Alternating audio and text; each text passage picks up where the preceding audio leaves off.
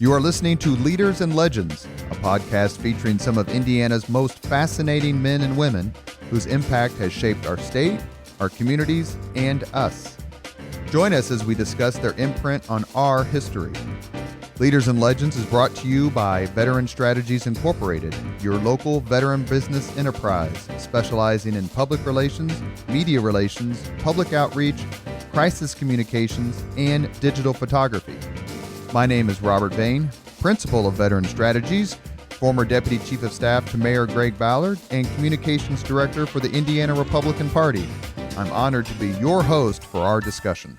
We're here today with Mickey Maurer, the founder of Mickey's Camp, and an entrepreneur, philanthropist, crossword puzzle expert, and as my East Side friend Ton Parent once told me, the person against whom you do not want to play boggle. So we're going to get into all of that today, talk about his experiences in Indianapolis, his experiences working for the IEDC and some of the people he's mentored. But we're going to start things off, as we always do when we have a co-host, with Danielle Shockey, who's the CEO of the Girl Scouts of Central Indiana. Danielle, nice to see you. Good to see you. Take it away. Great to see you, Mickey. Thanks for having us. Thank you very much. What an honor for me. Oh, well, appreciate that. So I have questions that range from so many different topics. So let's jump in with one that I think potentially links best to the Girl Scouts, which is the book that you wrote, 19 Stars of Indiana, Exceptional Hoosier Women. And so looking at that was 2008. My curiosity is, if you were to write a second edition of that book, who are probably the top 3 women that come to mind that you would most place in a book with that same title? Well, I would tell you that I got a lot of help from people around the state. Many guys, when I asked, who would you want me to write about, nominated their mothers. So I would start by contacting those people and see how many more mothers would be nominated, because some of those people, some of those mothers would definitely be in my book. So that would be a good place to start. I obviously had to leave out people. Well, the funny part about it is I was going to do 25 women. 25 is a round number. And I started off and I got weary because it's a hard job, particularly trying to do the best you can. And I was churning through some of these stories and interviews and things like that. And somebody reminded me that Indiana is the 19th state in the Union. And that if you look on our Indiana flag, there's 19 stars on our flag. And I said, 19? Boy, that's a lot better than 25. And that's how we got to 19. And so I have still lists in my files of 6 others that I thought deemed highly qualified. And to answer your question, I'd go back to my files and find out who those 6 people were. Now, remember, these were living women, because I wanted these 19 stars to be available and be good role models for our children. So those books are in all the schools, or most schools, and the kids take them out and write reports and contact these people. And many of them have been to school, and that's exactly what I wanted. Some of them now have passed away because, as you cited, the book is getting older. But I would ask guys to nominate their mothers again, and I'd go back to my list and see who I left on the cutting room floor. Sure. And I think that's a great strategy. I think so many of the shows that Robert and I have done together, this living legends idea, right, or leaders and legends, are people who have seen some things. They've watched our city develop, our state develop. So my curiosity is really, is there a younger leader right now, man or woman, that you think, this person is doing it right, and I feel that they're gonna change, put their stamp on Indianapolis? Well, I sure interview Allison, who you've interviewed. Allison Langdon. Younger compared to me, anyway. And so that would be on my hit list, so to speak, and certainly the things that she's done. But remember, when you're younger, you don't have a chance to develop that whole body of work. You can do 1 or 2 things that are remarkable, but does that make you one of the 19 stars? I don't know. I'm thinking the title should be Passing the Torch. Okay. Continue with that flag analogy. So who are the younger women that are up and coming? So maybe I'll write that Chelsea book. Marburger would be one. She started Project Purse out of her garage on the east side that accepts donated purses and handbags from people and then fills them with products and things of necessity for young women and then donates them to mostly inner city high schools throughout Indianapolis. She's also the executive director of the Meridian Kessler Neighborhood Association, a rock star East Sider and one of the nicest people you ever meet. Well, I like that you've come up with that, because if I start to do another book, then I'm going to call you and you can give me her contact information and others as well. But then again, if you would like to do a book, then have at it. It's not on my bucket list yet, but we'll see. Okay. To your point, I have time. Well, you're too young to have a bucket list. All right. But it's a great idea. And I love the Passing the Torch title. Very, very good. Very good. Before I ask a question, let me also say that the podcast with Mr. Maurer is the first one sponsored by Aaron Shaler. He's a mortgage broker with Grandview Lending. Aaron has extensive experience in residential and commercial financing. If you're looking to finance a home, here on Leaders and Legends, we want to highlight not just the legends part, and a lot of people we've talked to, Mark Miles, Allison Millington, Bill Benner, David Frick, certainly fit that category, but also people today in their youth or relative youth who are taking Indianapolis to, as Governor Holcomb would say, the next level. And we're very fortunate. Mick, you born and raised in Indianapolis? I know you went to North Central High School. Yes, I was born and raised in Indianapolis, and I didn't leave till it was time to go to college. What made you choose the University of Colorado?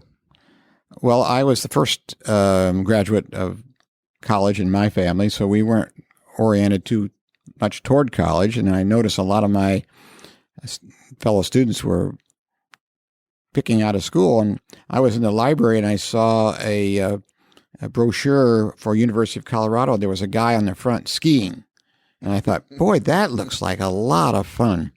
That's how I chose University of Colorado. Not so smart, but that's how it was. You want the truth today, right? Yeah, I did. I had a great time, and I spent 4 years there, and I did learn to ski. And I did like it, so it went just fine for me. And then you get a little older and more mature, and it was time to think about what I want to do for a living. And I knew it wasn't staying in Colorado and skiing all day. So I went back to Indiana University and went to law school there. Did you enjoy IU? Everybody we've talked to who's gone to IU would go back there tomorrow. They had such a good time. Well, they didn't have the advantage of comparing it to the University of Colorado like I did. So I did like my years at IU, but it was more oriented toward learning, and Colorado was more oriented toward fun. Which one I liked better? Easily, Colorado. You had more fun in Colorado than you did in Bloomington? By far. But you come back here, and you come back to Indianapolis. What are some of your thoughts? I mean, one of the themes of Leaders and Legends is to have people talk about the things, how much our city has changed and why they think that change occurred. Give us some thoughts. Physically, I know when I brought my wife back to Indiana from New York, she kept looking up and said, where are the buildings? What year would this be? We got married in 1968. You didn't have, all you had was a city county building. There's hardly anything there, and Castleton was just the post office. And so there wasn't much there, particularly from somebody from New York. I don't think she unpacked her bags the first 2 years we were married. Kind of like Green Acres? Yeah, something like that, yeah. And so, so physically there have been lots of changes. And culturally, you can do about anything you want now. You don't have to go back to New York if you're my wife, and she doesn't. You couldn't pry her out of Indiana now. So there's a lot of opportunities to do all kinds of things and enjoy this beautiful place we call Indiana. Just for example, the Carmel Performing Arts Center is equal to none. I just think it's terrific. We were just there not too long ago and saw some wonderful performances. That's right in our backyard. What a wonderful opportunity to do that. And I didn't have to take the subway or the bus or a taxi cab to get there. It's pretty cool. As you look at the changes, one of the themes that's come through is the fact that politics, while probably never absent, was certainly never in the forefront, starting, say, in 1967 when Richard Lugar's elected mayor for the first time, that people came together both to make things happen, and then once events got secured, that an unparalleled volunteer base helped drive these. We heard it from David Frick. We heard it from Mark Miles. We heard it from Allison Melangton, Greg Ballard. So I'm assuming that it's true. Well, look, we've been blessed with wonderful mayors. I mean, brilliant people. I mean, Lugar, they say when Lugar walks into a room, he's automatically the smartest person in the room. But either way, he's a remarkable mayor. And remember Hudnut? I think he was, I'm not sure. I think he was a Rhodes Scholar, or definitely Phi Beta Kappa. He was a brilliant guy. So we've been blessed with some pretty darn good mayors. Steve Goldsmith, very bright guy. And so I think Lugar was a Rhodes Scholar. Lugar definitely was a Rhodes Scholar. Lugar, incidentally, was in my men's book of 19 stars, which came shortly after the women's book because there was an outcry about the patriarchy. Hey, what happened here? Women are taking over. And I said, well, we'll do a book. So he was in that book. But when you think back about the leadership we've had in the city, then it's no wonder that we've done wonderful things here. Those are bright people who are our mayors in those days. So kind of piggybacking on the Colorado idea, and I can't believe you thought he would say IU, Robert. Like, I can't believe you thought that he wasn't going to say Colorado. Well, his name is on a building. I know, but looking back, Colorado's At gorgeous. IU. And looking at your passion for outdoor adventure makes me think that Colorado had to be amazing for you. It was amazing and a great time. But when I first walked into that law school, as I got admitted by the seat of my pants because I was not a great student at Colorado. I got that part straightened out later, but when I walked in that law school, I had goosebumps on my arms. I walked into what they call the moot courtroom, where they have a judge and jury and all that stuff. I said, "Oh my God, I belong here." So it was a great experience. So my question was going to be kind of to the future, right? Workforce, attracting talent, making people who may go to Colorado want to come home again. What do you think is going to be, what do you think we have to do as a state? Well, I think it's a natural phenomenon. I think it's kids, when they grow up, they want to get away. Anecdotally, I had 3 kids, they all left, but they all came back. I would say they drifted back.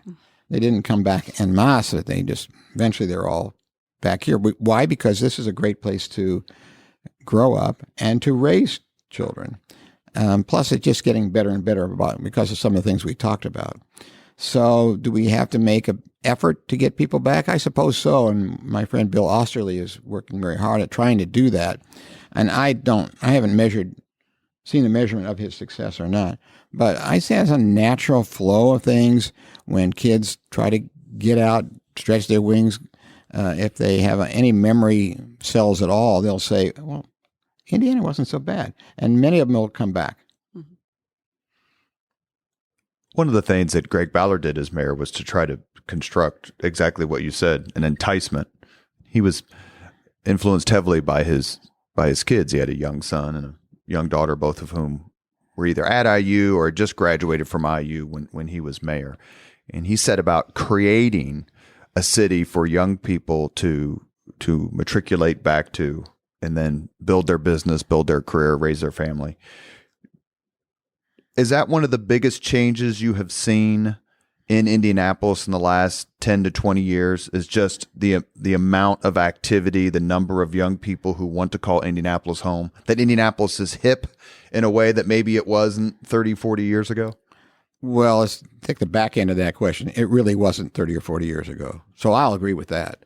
And then on the front half of that, yeah, I'd say there's a lot of improvement going on. And a lot of people are proud to call Indianapolis home. There are a lot of people ask me where I'm from, and I say Indianapolis, But lately, I've been saying I'm from Carmel because they're from a microcosm. Carmel is a big change into what it used to be, and so people who are from Carmel now are proud to say, "Oh yeah, I live in Carmel, not necessarily Indianapolis."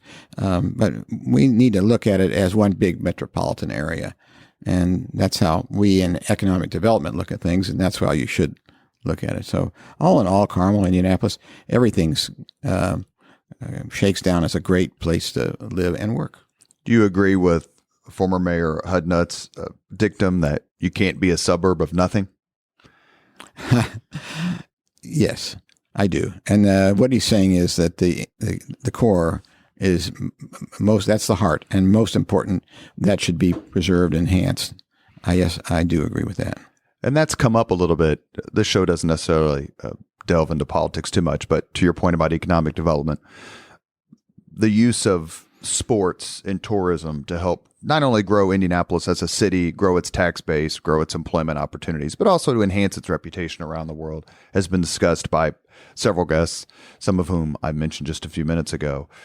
Do you think that strategy has worked? And do you also think that it has been worth the cost? Well, that's two questions. And I would say that the strategy has worked. But is it worth the cost? I don't know. What have we made billionaires out of people because of the largesse that we bestowed upon some of these sports owners? And is it worth it? I don't know. There's a couple of guys that are pretty smart that know how to analyze that stuff. I couldn't hazard a guess. It seems like an awful lot of money to pay, and other cities have chosen different avenues and chosen not to lavish millions of dollars on teams like the Pacers and the Colts, and they may be doing just fine. So I really don't know the answer to that question.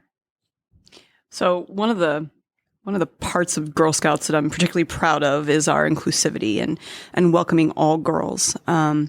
And so I read something that you wrote, and I'm not sure how to cite it, but basically you talk about diversity in Indianapolis and your mother wanting to join Meridian Hills Country Club.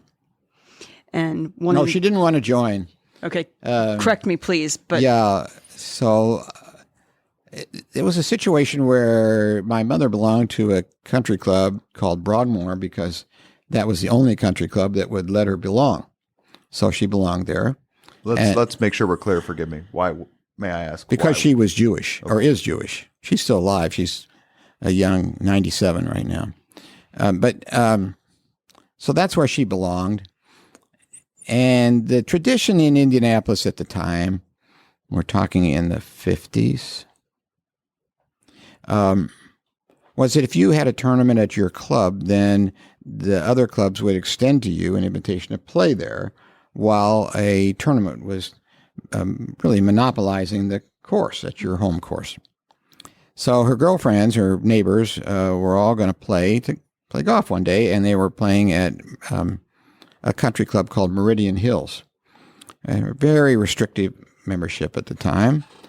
I don't need to use the word very because everybody had the same restrictions. They would, the Meridian Hills folks wouldn't let her play. Couldn't even play. So she was very upset about that. Who likes to get rejected for any reason? And so it affected me, and I had an opportunity to correct that situation when I gathered more strength and power. We mentioned you in your brief kind of a flyover of your resume. I mentioned your role as a philanthropist. Talk about Mickey's Camp, please. You established it about 17, 18 years ago, right after, I think it was 2001. This will be our 19th year. What was the impetus for it? Some of the groups and people you've helped, and why people should care that you've done such a thing? I was invited with my wife over to somebody's house one night, and you probably had the same experience. And after dinner, the men went in one room and the women went somewhere else. And we went into this guy's den, and he has a pool table. We were playing pool, and for money, not a lot of money, but it whetted my competitive instinct, and I was terrible. So it bothered me. I went home that night, and I and I was in my, I guess I'm in my late 40s or 50s, 50 something. And I listed the things that at my age, adult skills that maybe I should be better at. I remember writing them down. I remember my wife walking in and adding a few things to the list. I won't go into detail there.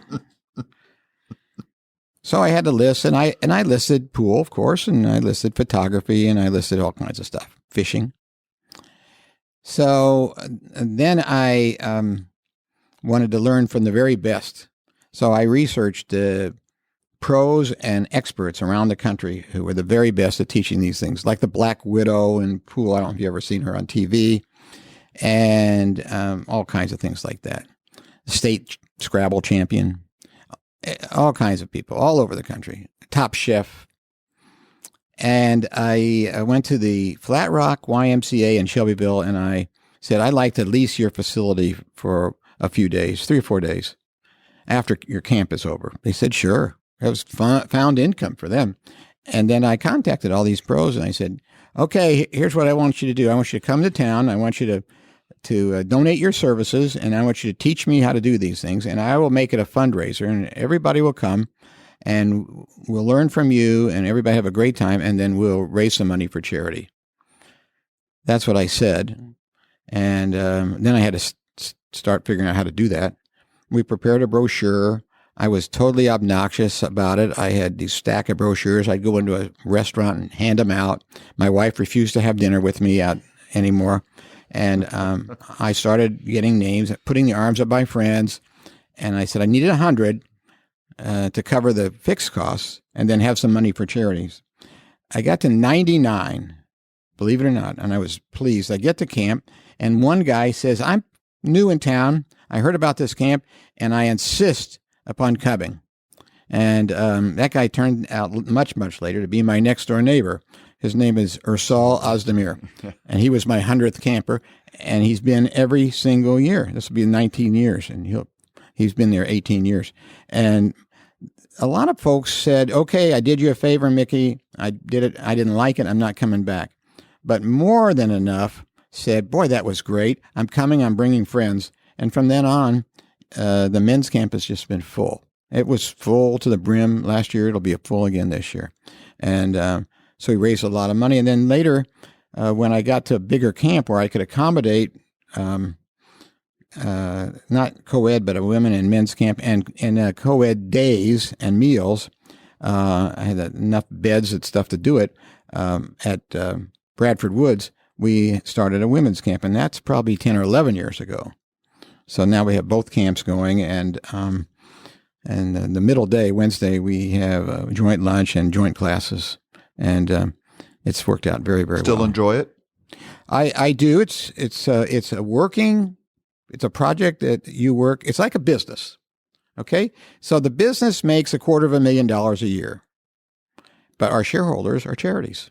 So we work hard, just a couple of us, and we put it all together. We make $250,000, and we happily hand it out every year. Some of the organizations you've supported are? There've been over 100. I mean, anybody can be one of our main charities if they're recommended by a camper, if they're a 501c3, if they have local governance, if they promise to spend the money we give them in our community, and if they send 5 campers to camp. 5 campers from their staff, from their board of directors, from their spouses of staff or board, people associated with the charity. That's all you got to do. And so we have a list, and we have no trouble figuring out who wants to be a charity. Everybody wants to be the charity. And we have a list, and then everybody gets the chance.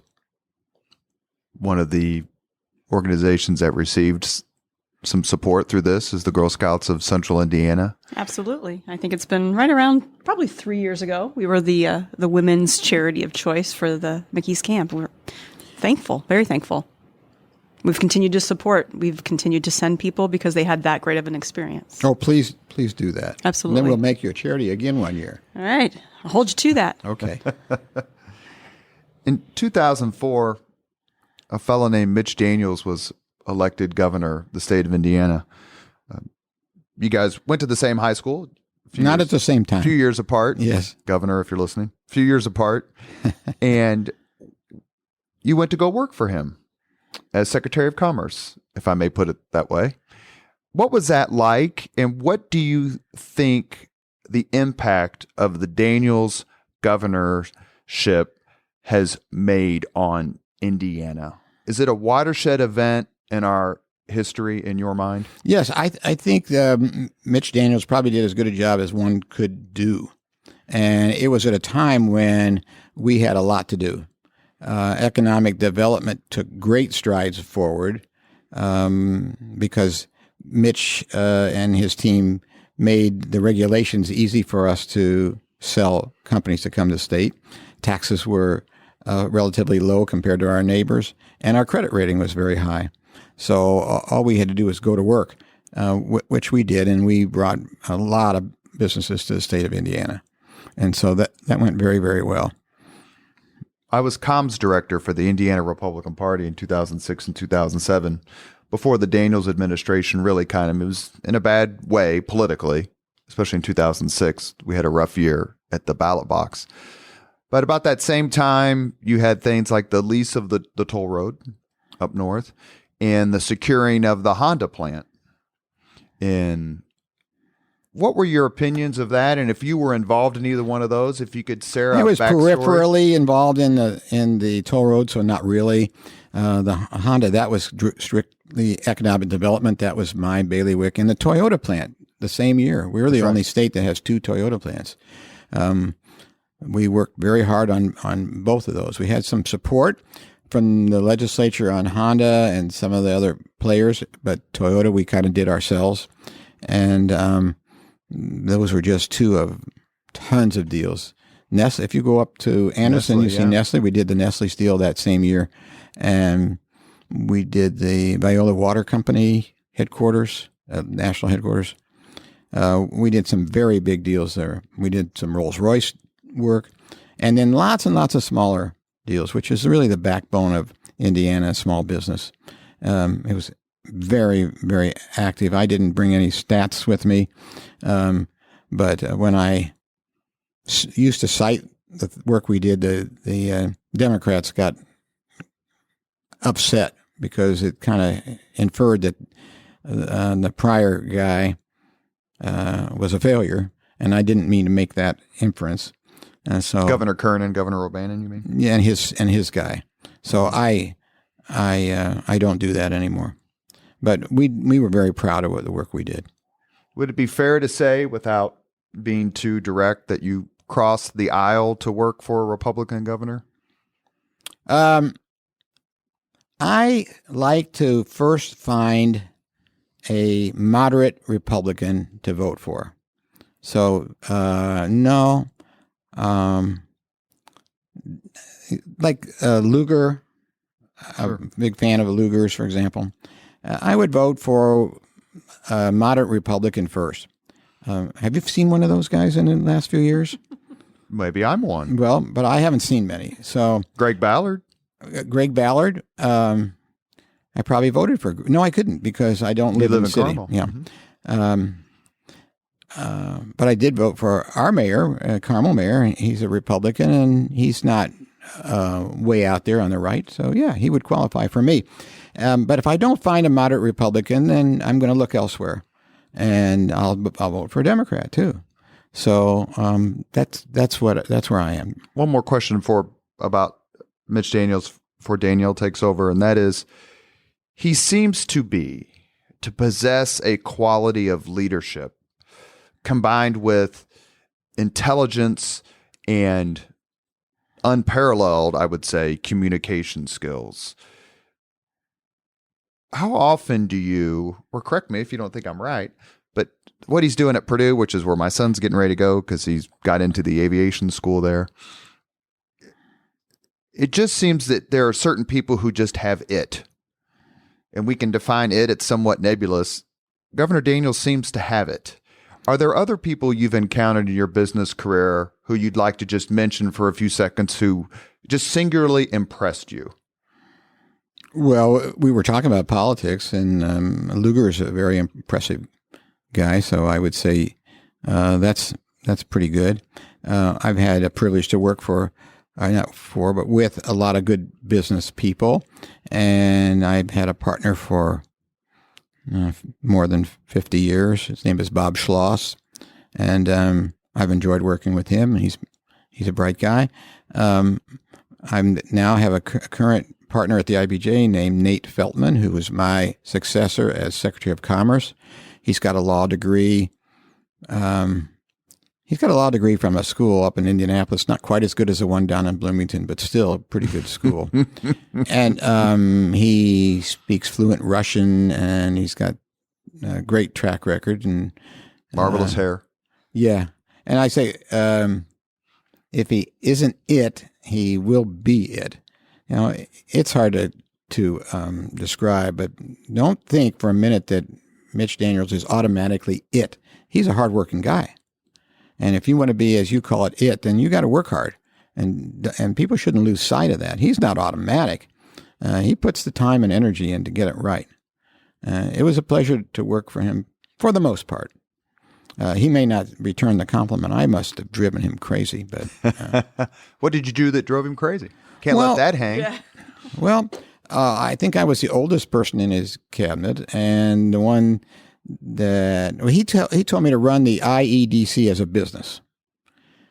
And so I would keep that in mind versus some of the dictates that he delivered. For example, he put a moratorium on salaries for a year. You were in that era, probably remember that, or maybe all of us did. So everybody in the cabinet dutifully put a lid on any raises, and I, on the other hand, gave my good people raises. And there was a budget guy named Chuck Shalio, who was a very bright guy, Yale graduate. Yes. Nice guy, too.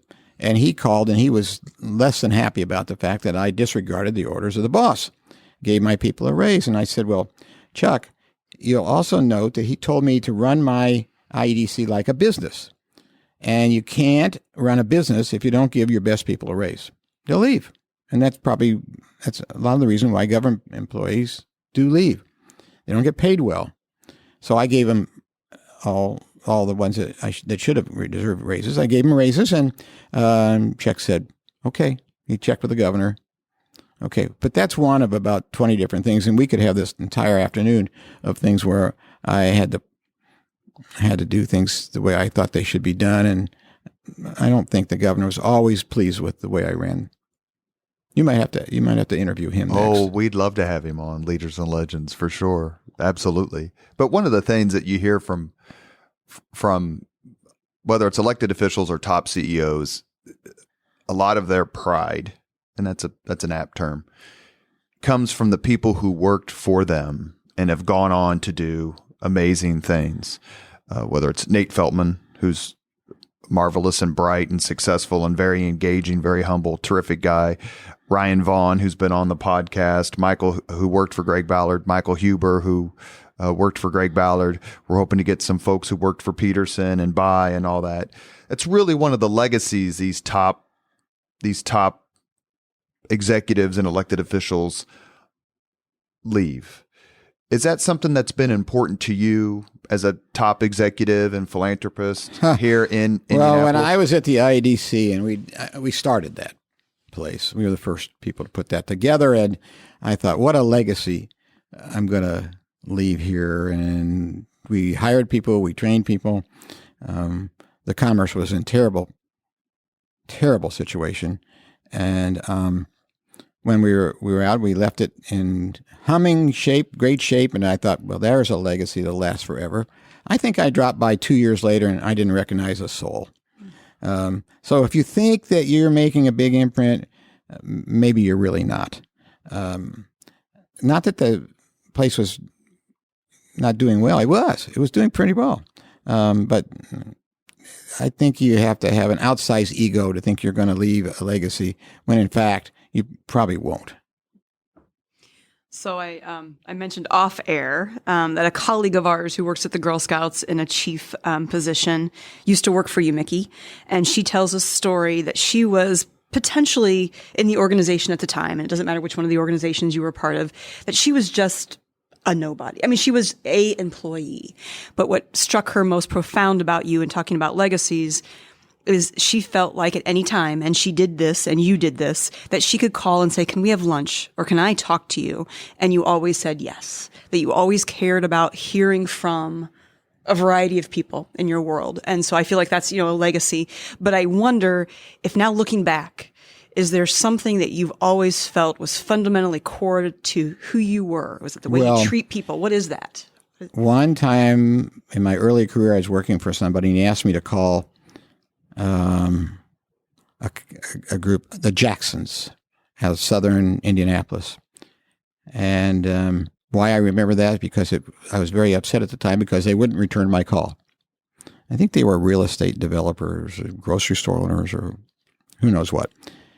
And my boss, his name was Gene Glick, kept asking me, where's that report? Where's that report? And I couldn't give him the report because I couldn't get the right people to call me back. And I said to myself, well, I'm never going to behave in that manner. I'll call everybody back. Even if I know they want to sell me life insurance, I'll call everybody back. And so I've called everybody back in my entire career as quickly as I could. I've kept my word. And I am proud of that. But we have changed a few things. One is, remember you mentioned the lady wanted to have lunch with me? I know her and I like her. We don't do lunch anymore unless you're a friend. So I work very hard and I return every email and every single communication, and I'm available to everybody no matter what they want. But lunch, you got to be a friend to have lunch. And so my assistant will say, do you know that person? Because if you don't, somebody will call up and say, I need to have lunch with Michael. Well, I'm not Michael, I'm Mickey. So that's a dead giveaway. But we check that out. And in the middle of the day, I'm having lunch with somebody I like and somebody I know. So I can relax a little bit. So that's an exception. I didn't always do that. But that's one thing I give myself a chance to relax at lunch. That's awesome. So I've read somewhere, and maybe it's wrong, do you have a deadline for your last article? Like, do you have a goal in mind for when you are going to write your last IBJ article? In my column that just came out this week, I say at the end that after, and I don't remember now, 25 to 30 years of writing columns on a regular basis, I'm going to stop at the end of this year. Okay. So I didn't want to stop writing a regular column. Maybe somebody might ask me to write a column in the IBJ from time to time. I don't know. Or maybe I'll feel inclined to want to do that. But on a regular deadline basis, I'm done at the end of this year. Can you imagine facing a deadline every 2 weeks for that many years? It has to feel freeing to think about not having a deadline every 2 weeks. It sure does. Yeah. So my question was going to be, is there something on your list that's been too sensitive, not the right time, that you want to write about before that deadline, before that last deadline? Oh, I hadn't even thought about that. But in my column, sensitivity is not a limiting factor. I'll write about sensitive issues. I've read many, and I agree. I just didn't know if there's sometimes... You mean you haven't read them all? I was going to say how young I am, but no, I've not read them all. Oh, well... It's because you don't like to read me? No, I do like to read you, very much so. Oh, okay. I'm a fan of the entire magazine, the IBJ portfolio.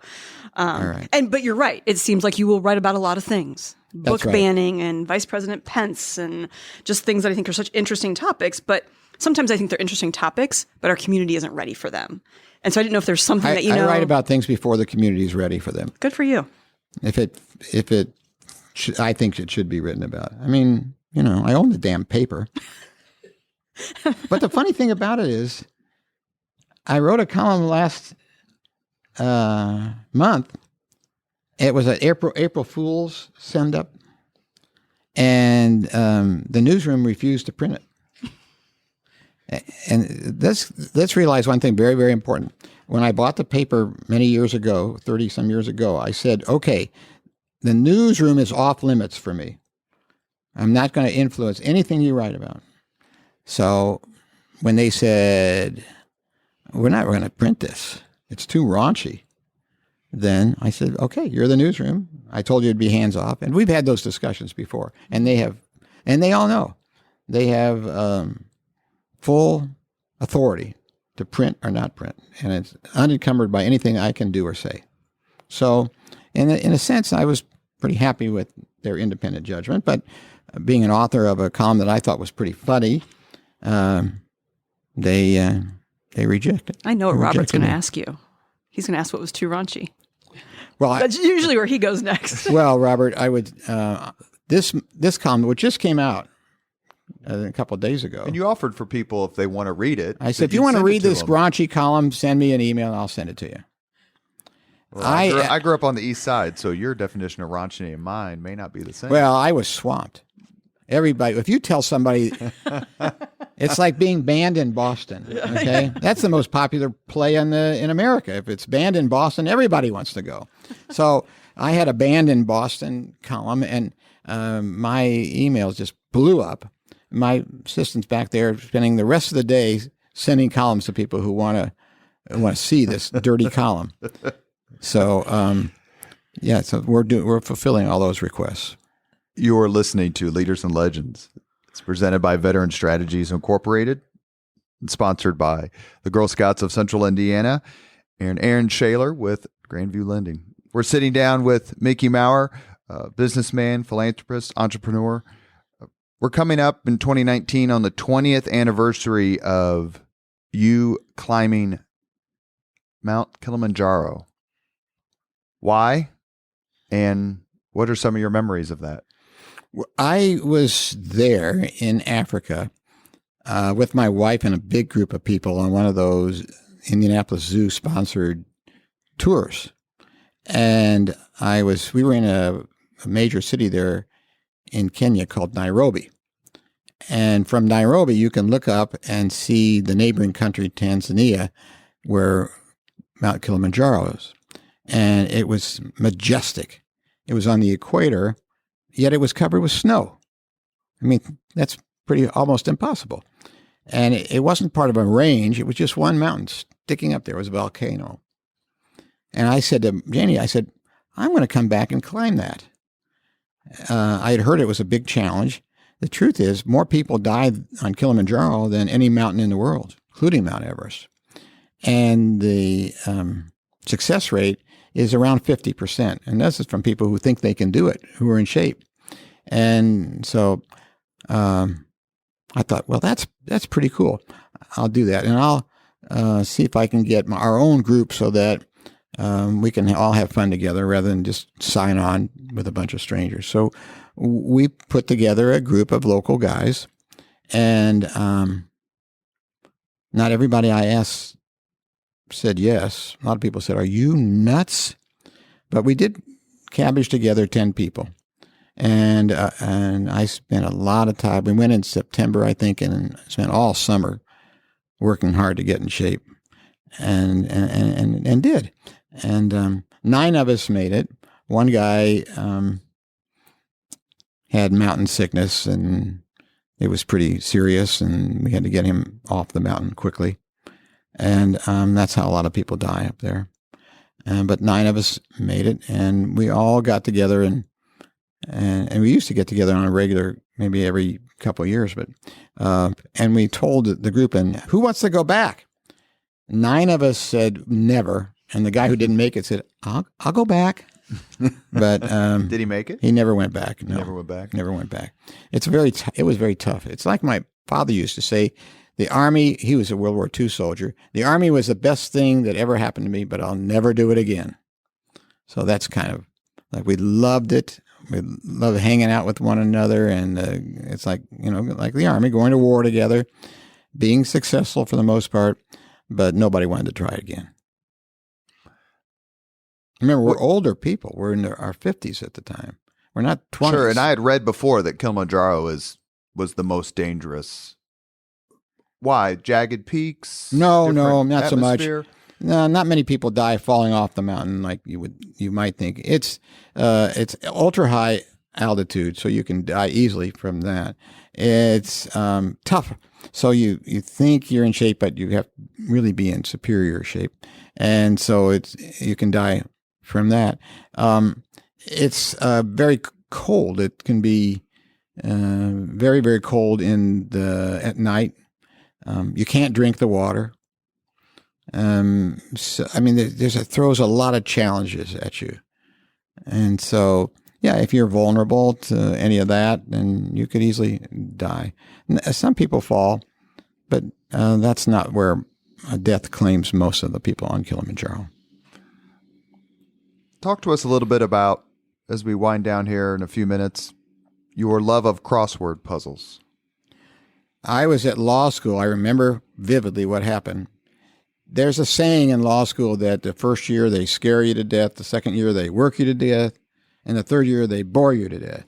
So I was in the third year, and I was sitting there bored to death. And a guy in my class, I looked over, and he was working a crossword puzzle. I said, wow, he's got something to do. I'm just tired of this professor. And incidentally, when I came back to lecture, I looked out, and there was a guy working a crossword puzzle. So served me right.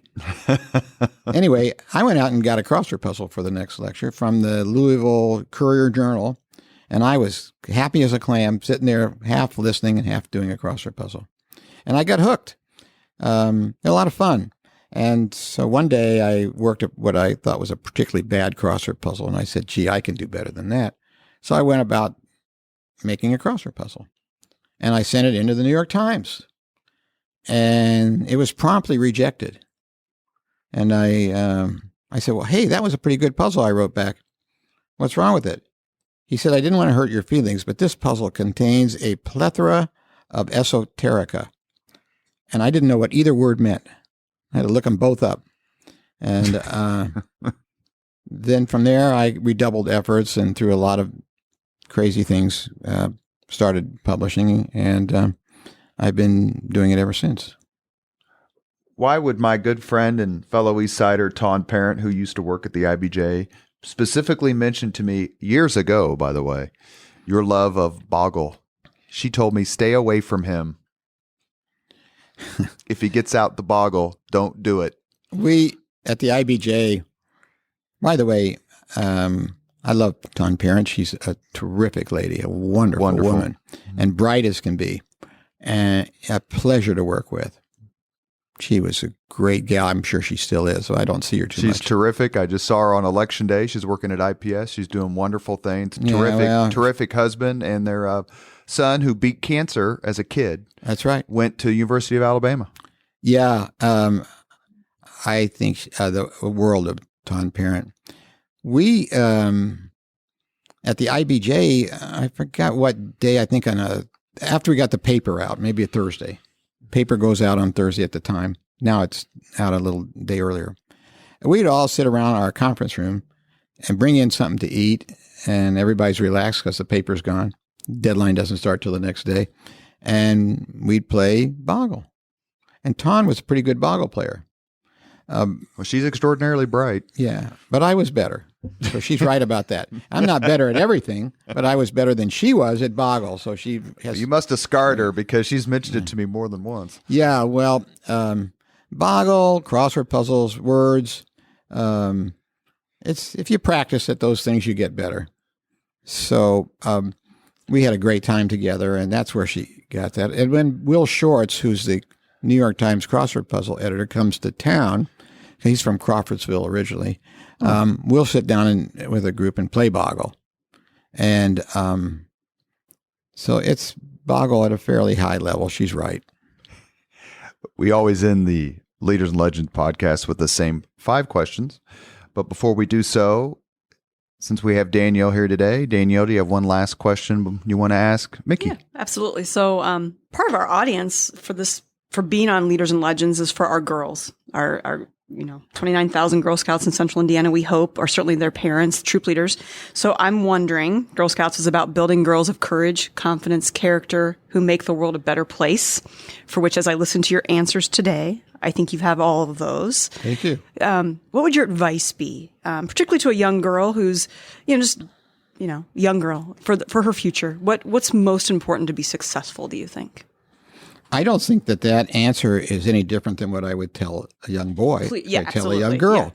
Yeah. So to be specific about from a woman's point of view, from my world, is that if you are an entrepreneur, nobody cares whether you're a boy or a girl. There's no glass ceiling. People want to get the best product at the best price, and they want to get the best service. And if you've got a business that does that, then there's no limit to what you can do. But entrepreneurism isn't for every girl or every boy.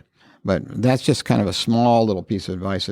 If you're complaining to me about where you can't get ahead in corporate America, there's another thing you can do. That's being an entrepreneur, and nobody cares whether you're a boy or a girl there. You either got the goods or you don't. On the other hand, if you want to make it in a big bureaucracy, you might ask what the track record is so far. So let's say you want to work at a bank, have some knowledge about a bank. Go to that bank and figure out, look at the organization chart, and how many women are running divisions of that bank today? How many women are on the board of directors of that bank? How many women are satisfied with their employment situation at that bank? The track record will tell you a lot about what's going on in that corporation, and it's a lot easier to make it in a corporation that already understands this.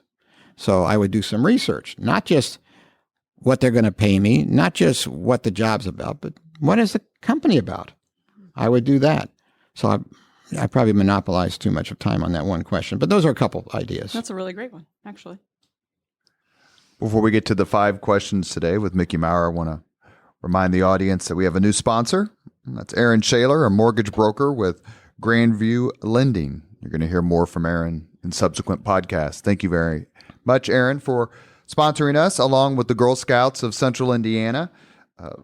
Mr. Maurer, the first question of the 5 questions is, what was your first job?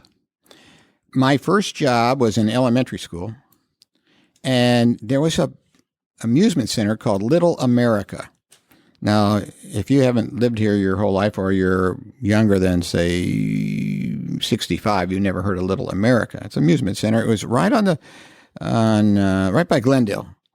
Okay, right. Across the street from Glendale, on the west side of the street, and on the south side of that corner was Little America. And in elementary school, I was privileged after school and on the weekends to lead the little ponies around the bridle path with teeny little kids on them. And I would lead the pony around the circle, and then I'd get to the end, and some bigger person would lift the little kid off the pony. And they pay me, I forgot how many cents an hour, but not very much. So I was leading that pony, and the pony in front of me stopped and pooped on my shoe. I'm leading the one behind. And I said to myself, I think there's going to be a better job out there for me. And so whenever I think about how tough and entrepreneurism can be tough, you get turned down a lot. I think about, isn't it better than being pooped on by a pony? And so I said, yeah. And that was my first job. As an entrepreneur, veteran business, I completely understand. Do not have the other experience. Have you ever been pooped on by a pony? No, but I have children. All right. Do children count? Yeah, of course they do. What was your first concert? When I was, I don't remember going to concerts in high school like all the kids do now. Sure. Although I did go to the state fair. And that probably qualifies as my first concert. So in the state fair in the 50s,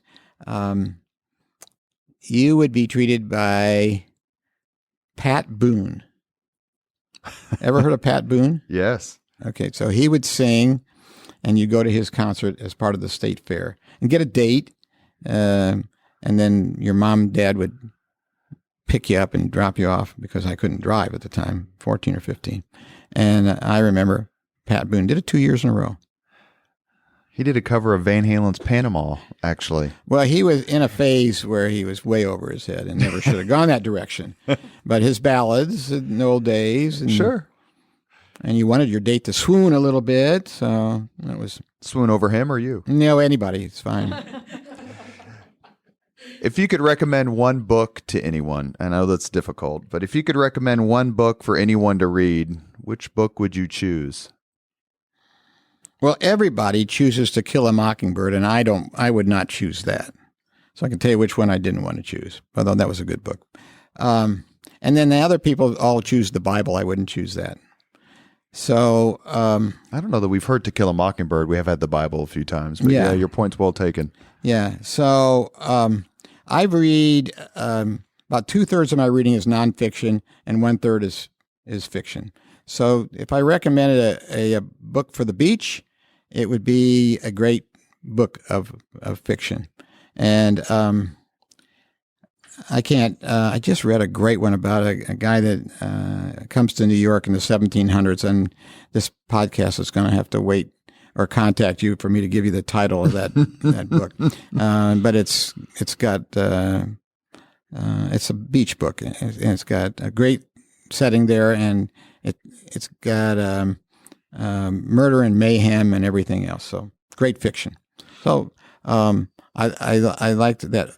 The nonfiction, there is a memoir of a lady, I think it's called West with the Night. Extraordinarily written book about a woman, aviatrix, and her life. And from a memoir point of view, it's the best memoir I ever read. And that's called West with the Night, and that's a powerful book. And I read a great textbook in school called Principles of Criminal Law, written by the most extraordinary professor. And it was hard to get through. Nobody could make it. I wrote the exam of my life, and when I got a B, this was before grade inflation, I questioned, what the hell's going on here? I read your book. I understand it. Nobody else did. I loved your book. He said, I didn't give any A's. Those are the olden days. So from a textbook, from a memoir, from a fiction, those are some of my good books. If you could witness any event in history as it happened, be there, which event would you choose? Historical events. There's some wonderful opportunities to view history, and I would say English history would be a favorite of mine, and there's so much controversial things going on there. And do you want to discover the fate of the princes in the tower? Yeah, perhaps that's it. But that'd be the direction I'd look.